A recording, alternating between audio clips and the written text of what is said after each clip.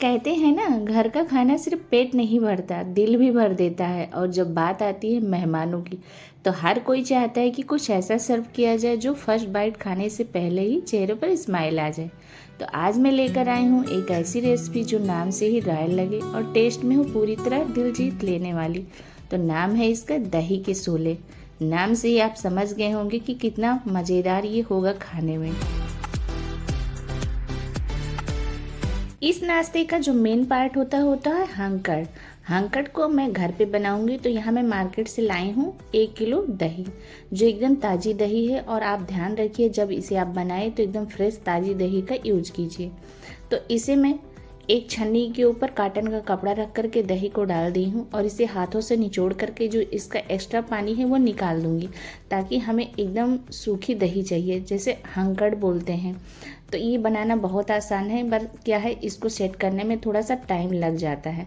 पर मैं आज बहुत ज़्यादा जल्दबाजी में बना रही हूँ, क्योंकि मेहमानों की डिमांड थी कि आज वो दही के शोले खाएंगे और इतना टाइम नहीं था मेरे पास कि मैं इसे जो है रेस्ट के लिए रख सकूँ। तो इसी वजह से मैं इसे अच्छे से निचोड़ निचोड़ करके इसका सारा पानी निकाल दूँगी और इसे इसी छन्नी के ऊपर रख करके किसी हार्ड, मतलब किसी भारी सामान से, कोई बर्तन है जिसमें सामान रखा हुआ है तो उससे आप इसे रख करके दबा दीजिए। तो इसका जो एक्स्ट्रा पानी है वो आराम से निकल करके ये दही एकदम अच्छे से सेट हो जाता है। तो यहाँ मैंने कॉटन कपड़े में इस दही को बांध दिया है। इसके ऊपर मैं एक डिब्बा रख दूँगी जिसमें मैं दाल रखा हुआ है, जिसकी वजह से वो डिब्बा भारी है। तो ये जो इसमें एक्स्ट्रा पानी जो बचा हुआ है वो भी निकल करके दही अच्छे से सेट हो जाएगा। तब तक हम यहाँ पर कुछ सब्जियाँ तैयार करेंगे।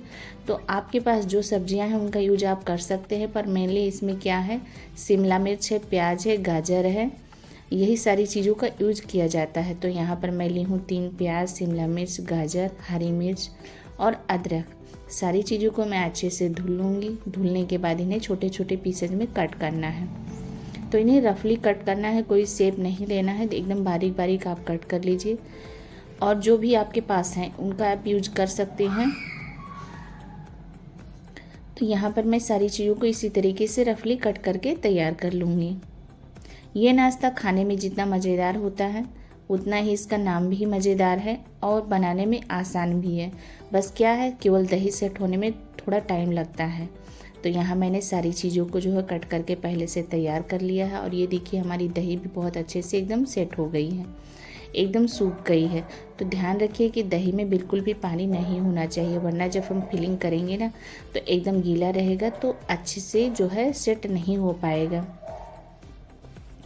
अब यहाँ मैं 250 ग्राम इसमें पनीर का यूज़ करूँगी। आप पनीर को स्किप भी कर सकते हैं। अगर आपके पास दही ज़्यादा है तो आप इसमें पनीर का यूज मत कीजिए। अगर आपके पास दही कम है तो पनीर का यूज कर सकते हैं। पनीर डालने से और भी ज़्यादा ये टेस्टी मज़ेदार लगते हैं खाने में। पनीर को इस तरह से मैश कर लेंगे और दही को भी मैश कर लेंगे। सारी चीज़ें आराम से एक में दही और पनीर मिक्स हो जाएगा। उसके बाद डालेंगे इसमें कटी हुई सब्जियां। तो यहाँ मैं शिमला मिर्च है, गाजर है, प्याज है, हरी मिर्च है और धनिया के पत्ते मैं डाल दूँगी।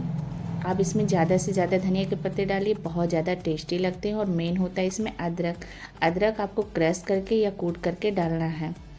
इसमें मैं लहसुन का यूज नहीं कर रही हूँ, क्योंकि लहसुन का यूज इसमें नहीं होता है। अब यहाँ मैं काली मिर्च पाउडर, हरी इलायची का पाउडर, चिली फ्लेक्स, नमक, सारी चीज़ें डाल दूँगी। उसके बाद करूँगी मिक्स। तो ये इसमें जो मसाले मैं डाली हूँ एकदम नॉर्मल मसाले हैं, जो कि हमारी दादी नानी ने सदियों से हमें विरासत में दिए हैं। तो यही वो फीलिंग है जो इस रेसिपी को दिल को छू लेने वाली बनाती है। आप देख रहे हैं ना कि फीलिंग को देख करके ही मुंह में पानी आ जाएगा। तो फिर सोचिए, जब ये नाश्ता बन करके तैयार होगा तो कैसे नहीं मन ललचेगा खाने के लिए। तो देखिए, हमारी एकदम फीलिंग बन करके तैयार हो गई है। तो चलिए अगली तैयारी करते हैं। तो इस दही को शोले के बनाने के लिए यहाँ पर मैं ब्रेड का यूज़ कर रही हूँ। और आप भी ध्यान रखिए, जब ब्रेड लाइए तो एकदम फ्रेश ताज़ी ब्रेड लाइए, और जो साइज़ में बड़ी वाली ब्रेड होती हैं उन्हीं का यूज़ कीजिए।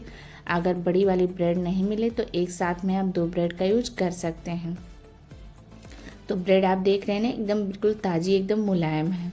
ज़्यादा हार्ड ब्रेड रहेगी, 2-3 दिनों का पुराना रहेगा तो अच्छे से ये बनेगा नहीं। अब इसका जो ब्राउन पार्ट है उसे हम कट करके निकाल देंगे।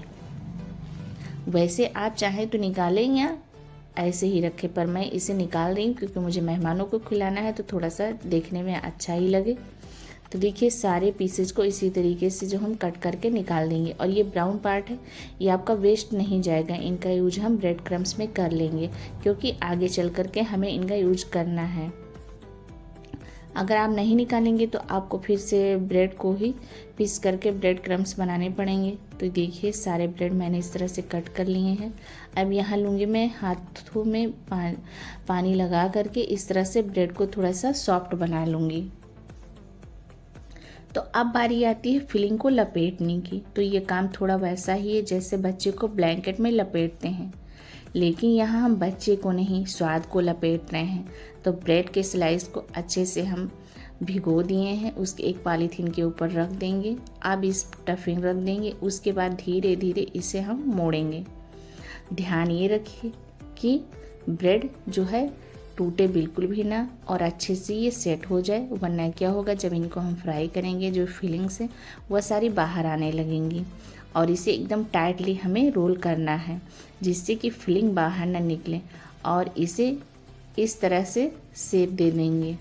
आप चाहें तो बॉल भी बना सकते हैं, पर क्या है ना दही के शोले का नाम जो है तो इसी तरीके से रहता है, तो मैं वही शेप देने की कोशिश कर रही हूँ। पर क्या है ना अभी प्रैक्टिस नहीं है, जैसे एक दो बना लेंगे ना उसके बाद अच्छे से प्रैक्टिस हो जाएगी तो बहुत अच्छे से शेप बन करके आ जाएगा। तो अच्छे से इसे हम सेट करके उसके बाद ब्रेड क्रम्स में कोट करके रख दिए हैं।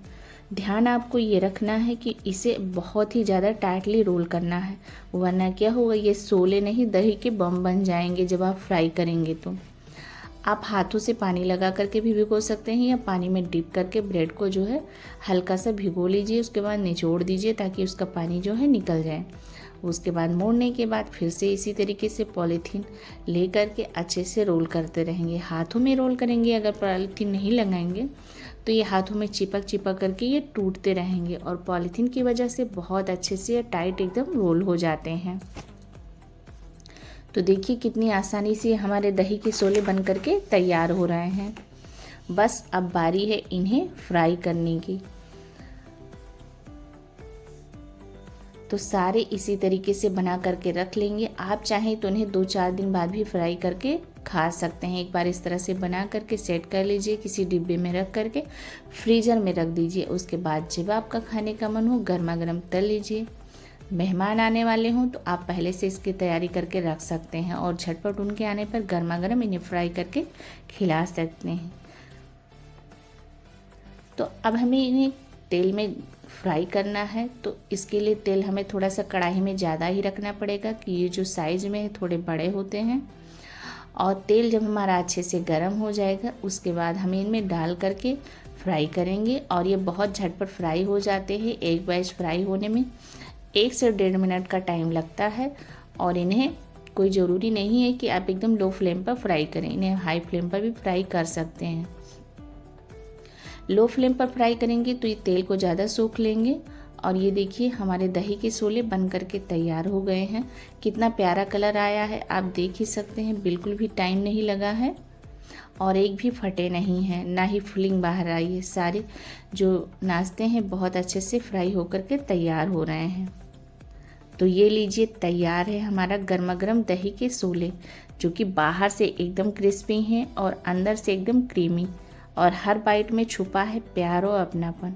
कभी भी बनाएं, चाहे टी टाइम हो या फैमिली गेट टुगेदर, यकीन मानिए ये डिश दिल को छू लेगी, क्योंकि आखिर में खाने का असली जो मज़ा है वो सिर्फ मसालों से नहीं बल्कि प्यार से जुड़ा होता है। और ये नाश्ता जो है एकदम प्यार से बन करके तैयार होता है।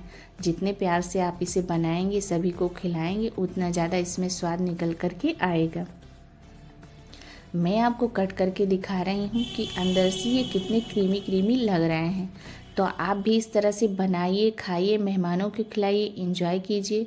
और मेरी रेसिपी अगर आपको ज़रा भी अच्छी लगी होगी तो लाइक कीजिएगा, शेयर कीजिएगा और चैनल को सब्सक्राइब कीजिएगा। हम आपसे मिलेंगे अगली एक नई रेसिपी के साथ। तब तक के लिए थैंक यू, बाय बाय।